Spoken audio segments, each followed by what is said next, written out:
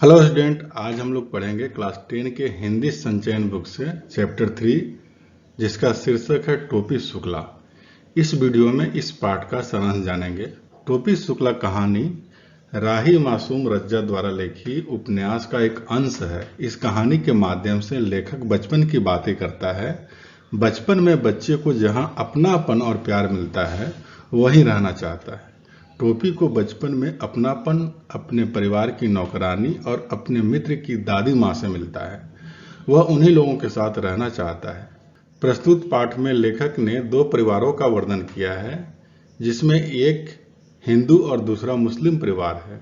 दोनों परिवार समाज के बनाए नियमों के अनुसार एक दूसरे से नफरत करते हैं, परंतु दोनों परिवार के बच्चों में गहरी दोस्ती हो जाती है। ये दोस्ती दिखाती है कि बच्चों की भावनाएं किसी भेद को नहीं मानती, किसी धर्म को नहीं मानती, किसी जाति को नहीं मानती। कहानी टोपी के यानी टोपी शुक्ला के इर्द गिर्द घूमती है। वह इस कहानी का मुख्य पात्र है। टोपी के पिता डॉक्टर हैं। उनका परिवार संपन्न परिवार है, भरा पूरा परिवार है। यह परिवार अत्यधिक संस्कारवादी भी है। घर में किसी भी वस्तु की कमी नहीं है। टोपी का एक दोस्त है, इरफान। टोपी हमेशा उसे इरफान कह के पुकारता था। इरफान को बुरा अवश्य लगता था, परंतु फिर भी वह उससे बात करता था, क्योंकि दोनों एक दूसरे के बिना अधूरे थे। दोनों के घर अलग अलग थे, दोनों के मजहब अलग अलग थे, फिर भी दोनों में गहरी दोस्ती थी, दोनों में प्रेम का रिश्ता था। इरफान टोपी की कहानी का एक ऐसा हिस्सा है जिसके बाद शायद टोपी की कहानी अधूरी है। ये दोनों लेखक की कहानी के दो चरित्र हैं। एक का नाम बलभद्र नारायण शुक्ला है और दूसरे का नाम सैयद जरगाम मुर्तजा। एक को सभी प्यार से टोपी कह के पुकारते हैं, दूसरे को इरफान। इरफान की दादी पूर्व की रहने वाली थी। 9-10 साल की थी जब उनकी शादी हुई और वह लखनऊ आ गई, परंतु जब तक जिंदा रही वह पूर्व की भाषा बोलती रही। लखनऊ की उर्दू तो उसके लिए ससुराल की भाषा थी। उन्होंने तो मायके की भाषा को ही गले लगाए रखा, क्योंकि उनकी इस भाषा के सिवा उनके आसपास कोई ऐसा नहीं था जो उनके दिल की बात को समझ पाता। जब उनके बेटे की शादी के दिन आए तो गाने बजाने के लिए उनका दिल तड़पने लगा, परंतु इस्लाम के आचार्यों यानी धर्म गुरुओं के घर गाना बजाना भला कैसे हो सकता था। बेचारी का दिल उदास हो गया। लेकिन इरफान के जन्म के 6ठे दिन के स्नान और पूजन उत्सव पर उन्होंने जी भर के उत्सव मना लिया था। लेखक कहता है कि इरफान की दादी किसी इस्लामी आचार्य की बेटी नहीं थी, बल्कि एक जमींदार की बेटी थी। दूध घी खाती हुई बड़ी हुई थी, परंतु लखनऊ आकर वह सब भूल गई। वह दही के लिए तरस गई। जब भी वह अपने मायके जाती तो जितना उसका मन होता जी भर कर खा लेती, क्योंकि लखनऊ वापिस आते ही उन्हें फिर मौलवी बन जाना पड़ता। इरफान को अपनी दादी से बहुत प्यार था। प्यार तो उसे अपने अब्बू, अम्मी और बड़ी बहन और छोटी बहन नुजहत से भी था, परंतु दादी से वह सबसे ज्यादा प्यार किया करता था। अम्मी तो कभी कभार इरफान को डांट देती थी और कभी कभार तो मार भी दिया करती थी। बड़ी बहन भी अम्मी की तरह कभी कभार डांटती थी और मारती थी। अब्बू भी कभी कभार घर को न्यायालय के समझकर अपना फैसला सुनाने लगते थे। नुजहत को जब भी मौका मिलता वह उसकी कॉपियों पर तस्वीरें बनाने लगती। बस एक दादी ही थी जिन्होंने कभी भी किसी बात पर उसका दिल नहीं दुखाया था।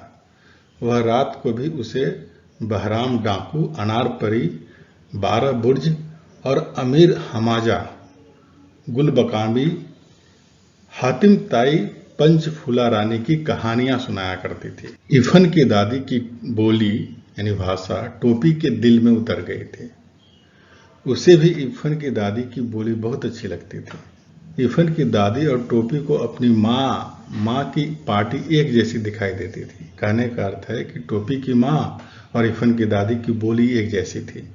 टोपी को अपनी दादी बिल्कुल भी पसंद नहीं थी। उसे अपनी दादी से नफरत था। वह पता नहीं कैसी भाषा बोलती थी। टोपी को अपनी दादी की भाषा और इरफान के अब्बू की भाषा एक जैसी लगती थी। लेखक कहता है कि टोपी जब भी इरफान के घर जाता था तो उसकी दादी के पास ही बैठने की कोशिश करता था। टोपी को इरफान की दादी का हर शब्द शक्कर की तरह मीठा लगता था। पके आम के रस को सुखाकर बनाई गई मोटी परत की तरह मजेदार लगता, तिल के बने व्यंजनों की तरह अच्छा लगता। लेखक कहता है कि इरफान की दादी टोपी से हमेशा एक ही सवाल पूछकर बात आगे बढ़ाती थी, अम्मा क्या कर रही है। पहले पहले तो टोपी को समझ में नहीं आ रहा था कि अम्मा क्या होता है, परंतु बाद में उसे यह समझ में आ गया कि माता जी को ही अम्मा कहा जाता है। जब टोपी ने अम्मा शब्द सुना तो उसे यह बहुत सरल लगा, बहुत अच्छा लगा।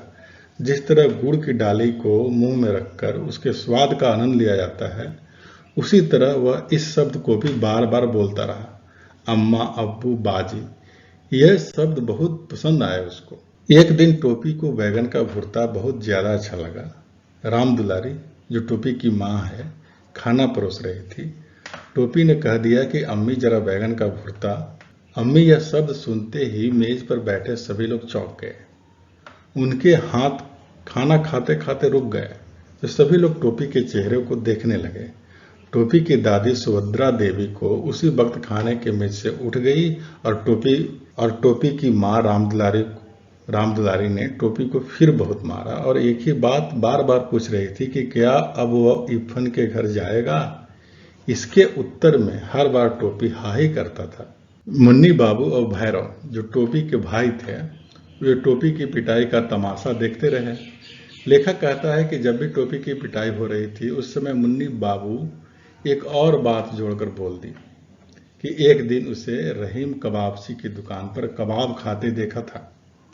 सच्ची बात यह थी कि टोपी ने मुन्नी बाबू को कबाब खाते देख लिया था और मुन्नी बाबू ने उसे एक कन्ना रिश्वत दी थी ताकि टोपी घर पर उसकी शिकायत न कर दे। उस दिन तो टोपी की इतनी पिटाई हो गई कि उसका सारा शरीर दर्द कर रहा था। दूसरे दिन जब टोपी स्कूल गया और स्कूल में इरफान से मिला तो उसने पिछले दिन की सारी बातें बता दी। दोनों भूगोल शास्त्र की कक्षा को छोड़कर बाहर निकल गए। पंचम की दुकान से इरफान ने केले खरीदे, क्योंकि बात यह थी कि टोपी फल के अलावा बाहर की किसी भी चीज को हाथ नहीं लगाता था, नहीं खाता था। टोपी बहुत ही भोलेपन से इरफान से कहता है, क्या ऐसा हो सकता है कि वे दादी बदल ले, उसकी दादी इरफान के घर और इरफान की दादी उसके घर। टोपी कहता है कि उसकी दादी की बोली तो इरफान के परिवार वालों की बोली की तरह ही है। टोपी की इस बात का जवाब देते हुए इरफान कहता है कि टोपी की यह इच्छा पूरी नहीं हो सकती। उसके अब्बू यह बात नहीं मानेंगे, क्योंकि उसकी दादी उसके अब्बू की अम्मा भी तो है। जब टोपी और इरफान बात कर रहे थे तो उसी समय इरफान का नौकर आया और खबर दी कि इरफान की दादी का देहांत हो गया। शाम को जब इरफान घर गया तो वहां शांति थी। घर लोगों से भरा हुआ था, परंतु एक दादी के न होने से टोपी के लिए पूरा घर खाली हो चुका था। जबकि टोपी को दादी का नाम भी मालूम नहीं था, परंतु उसका इरफान की दादी से बहुत गहरा संबंध बन गया था। दोनों अपने घरों में अजनबी और भरे घर में अकेले थे, क्योंकि दोनों को ही उसके घर में कोई समझने वाला नहीं था। दोनों ने एक दूसरे का अकेलापन दूर कर दिया था। टोपी इरफान को सहानुभूति देता हुआ कहता है कि इरफान की दादी की जगह उसकी दादी अगर मर गई होती तो ठीक होता। लेखक कहता है कि टोपी ने 10 अक्टूबर 1945 को कसम खाई थी कि अब वह किसी ऐसे लड़के से कभी दोस्ती नहीं करेगा जिसके पिता कोई ऐसी सरकारी काम करते हों जिसमें बदली होती रहती हो। 10 अक्टूबर 1945 का टोपी के जीवन के इतिहास में बहुत अधिक महत्व है, क्योंकि इस तारीख को इरफान के पिता बदली पर मुरादाबाद चले गए। टोपी दादी के मरने के बाद तो अकेला महसूस कर ही रहा था और इरफान के चले जाने पर वह और भी अकेला हो गया, क्योंकि दूसरे कलेक्टर ठाकुर हरिनाम सिंह के 3 लड़कों में से कोई उसका दोस्त नहीं बन सका। डब्बू जो था वो बहुत छोटा था, बिल्लू बहुत बड़ा था, अब गुड्डू था तो बराबर का, परंतु केवल अंग्रेजी बोलता था। अब न तो इरफान था और न ही इरफान की दादी जो उसे समझ सके। घर में ले देकर एक बूढ़ी नौकरानी थी जिसका नाम सीता था, जो उसके दुख दर्द को समझती थी, तो वह सीता के साथ समय गुजारने लगा। ठंड के दिन शुरू हो गए थे और मुन्नी बाबू के लिए कोट का नया कपड़ा आया।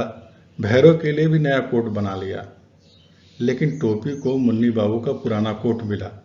वैसे कोट बिल्कुल ही नया था, क्योंकि जब वो बनाया गया था तब मुन्नी बाबू को पसंद नहीं आया था। टोपी ने वह कोट उसी वक्त दूसरी नौकरानी केतकी के बेटे को दे दिया। वो खुश हो गया। नौकरानी के बच्चे को दी गई कोई चीज तो वापस ली नहीं जा सकती, इसलिए तय हुआ कि टोपी ठंड के लिए कपड़े नहीं बनेगा। इस पर दादी और टोपी के बीच बहस हो गई और दादी ने पूरा घर अपने सिर पर उठा लिया। जब टोपी को उसकी माँ ने दादी को उल्टा जवाब देने के लिए पीटा तो उसकी बूढ़ी नौकरानी सीता ने टोपी को समझाने लगी कि अब वह 10वीं कक्षा में पहुंच गया है, उसे दादी से इस तरह बात नहीं करनी चाहिए। सीता ने तो यह बड़ी आसानी से कह दिया, टोपी 10वीं कक्षा में पहुंच गया है। परंतु टोपी के लिए 10वीं कक्षा में पहुंचना इतना भी आसान नहीं था। 10वीं कक्षा में पहुंचने के लिए टोपी को बहुत अधिक मेहनत करनी पड़ी। 2 साल तो टोपी फेल ही हो गया। वह पढ़ाई में बहुत तेज था, परंतु उसे कोई पढ़ने नहीं देता था। जब भी टोपी पढ़ाई करने बैठता तो कभी उसके बड़े भाई मुन्नी बाबू को कोई काम याद आ जाता या फिर उसकी माँ को कोई ऐसी चीज मंगवानी पड़ जाती थी जो नौकरों से नहीं मंगवाई जा सकती थी। अगर ये सारी चीजें न होती तो कभी उसका छोटा भाई भैरव उसकी कॉपियों के पन्ने को फाड़कर उसे हवाई जहाज बनाकर उड़ाने लग जाता। यह तो थी पहले साल की बात। दूसरे साल उसे टाइफाइड हो गया, जिसके कारण वह पढ़ाई न कर पाया और दूसरे साल भी फेल हो गया। तीसरे साल वह पास तो हो गया, परंतु 3rd डिवीजन में। यह 3rd डिवीजन का कलंक के टीके की तरह उसके माथे से चिपक गया। टोपी के सभी दोस्त 10वीं कक्षा में थे, इसलिए वह उन्हीं से मिलता और उन्हीं के साथ खेलता। अपने साथ 9वीं कक्षा में पढ़ने वालों में से किसी के साथ उसकी दोस्ती नहीं थी। जब कभी कक्षा में बैठता तो उसे अजीब लगता। टोपी ने किसी न किसी तरह इस साल तो झेल लिया, परंतु सन 51 में भी उसे 9वीं कक्षा में ही बैठना पड़ा तो वह बिल्कुल ही गिल्ली मिट्टी का पिंड बन गया, क्योंकि अब तो 10वीं में भी कोई उसका दोस्त नहीं रह गया। जो विद्यार्थी सन 49 में 8वीं कक्षा में थे वे अब 10वीं कक्षा में थे। जो सन 49 में 7वीं कक्षा में थे वे टोपी के साथ पहुंच गए थे। उन सभी के बीच वह अच्छा खासा अपने आप को बूढ़ा दिखाई देने लगा, महसूस करने लगा। वहीद, जो कक्षा का सबसे तेज लड़का था, उसने टोपी से पूछा कि वह उन लोगों के साथ क्यों खेलता है। उसे तो 8वीं कक्षा वालों से दोस्ती करनी चाहिए, क्योंकि वे लोग तो अब 10वीं कक्षा में चले जाएंगे। तो टोपी को 8वीं कक्षा वालों के साथ ही रहना है, तो उनसे दोस्ती करना टोपी के लिए अच्छा होगा। यह बात टोपी को बहुत बुरी लगी और ऐसा लगा जैसे बात उसके दिल के आर पार हो गई हो, और उसने उसी समय कसम खाई कि इस साल उसे टाइफाइड हो या टाइफाइड का बाप, वो पास होकर जरूर दिखाएगा। परंतु साल के बीच में ही चुनाव आ गया। टोपी के पिता डॉक्टर भिगु नारायण चुनाव लड़ने के लिए खड़े हो गए। अब जिस घर में कोई चुनाव लड़ रहा हो उस घर में कोई कैसे पढ़ लिख सकता है।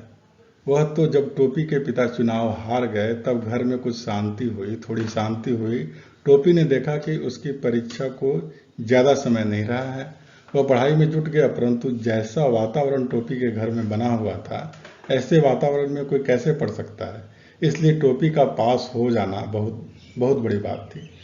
टोपी के 2 साल एक ही कक्षा में रहने के बाद जब वह पास हुआ था तो उसकी दादी बोली थी कि वाह, टोपी को भगवान नजरे बंद से बचाए, बहुत अच्छी रफ्तार पकड़ी है। तीसरे साल पास हुआ, वो भी तीसरी श्रेणी से। चलो पास तो हो गया, परंतु लेखक कहता है कि सभी को उसकी मुश्किलों को भी ध्यान में रखना चाहिए कि वह किस वजह से 2 साल फेल हुआ और तीसरे साल में भी 3rd डिवीजन से पास हुआ।